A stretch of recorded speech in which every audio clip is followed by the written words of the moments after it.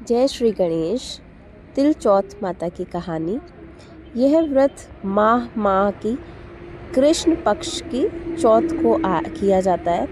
इस दिन गणेश जी की और चौथ माता की पूजा की जाती है। तिलकुट्टे का भोग लगाया जाता है।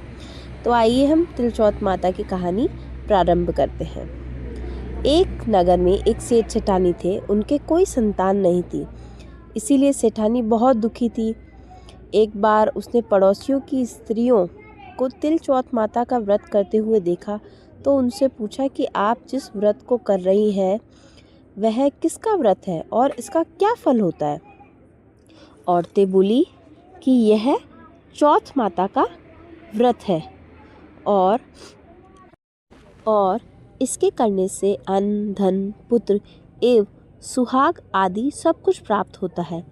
तब तो सेठानी बोली कि मेरे भी कोई संतान नहीं है। यदि मेरे पुत्र हो जाए तो मैं चौथ माता का व्रत करके 1.25 किलो के तिलकुट्टे का भोग लगाऊं।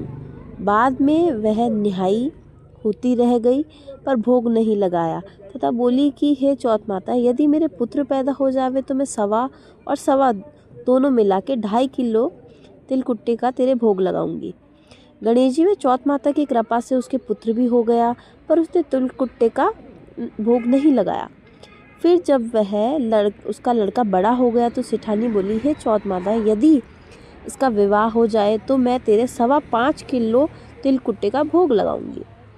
गणेश जी और चौथ माता की कृपा से उसकी सगाई होकर ब्याह भी हो गया, पर उसने तिलकुट्टे का भोग नहीं चढ़ा और चौथ माता उस पर कुपित हो गई। जब उस लड़के की बारात चढ़कर उसके फेरे पड़ने लगे और अभी 3 ही फेरे खाए थे कि चौथ माता गरजती घुर्राती बिजली की तरह आई और उसके लड़के का अपहरण करके ले गई और गांव के बाहर एक पीपल के पेड़ पर ले जाकर बैठा दिया। सब लोग हक्के बक्के रह गए कि वर कहाँ चला गया। कुछ दिन बाद वह लड़की गणगौर पूजने जाते हुए पेड़ के पास से निकली तो पेड़ से लड़का बोला, आओ आओ मेरी अध ब्याही नार आओ। तो वह भागी हुई घर गई और माता से सब समाचार कहे। तो सब घर वालों वहाँ जाकर पहुँचे और देखा कि यह तो दूल्हा है और उसी भेष में पीपल पर बैठा है। तो पूछा कि तुम यहाँ क्यों बैठे हो। तो वह बोला कि मैं तो यहाँ चौथ माता की गिरवी पड़ा हूँ। मेरी माता से जाकर कहो कि वह बोले हुए सारे तिलकुट्टे चढ़ाकर मुझे छुड़वा कर ले जाए।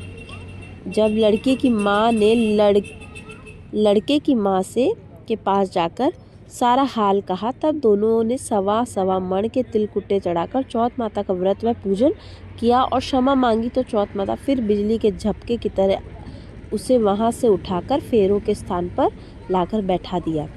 वहाँ उसका चौथा फेरा होकर वर वधू सकुशल घर पहुँचे तथा चौथ माता की कृपा से सब कुछ संपन्न हुआ, सब कुछ अच्छा हुआ। हे चौथ माता, जैसे आपने सेठानी की सबकी लाज रखी, वैसे आपके व्रत कहते सुनते हुकारा भरते सबकी लाज रखना। हे चौथ माता की जय।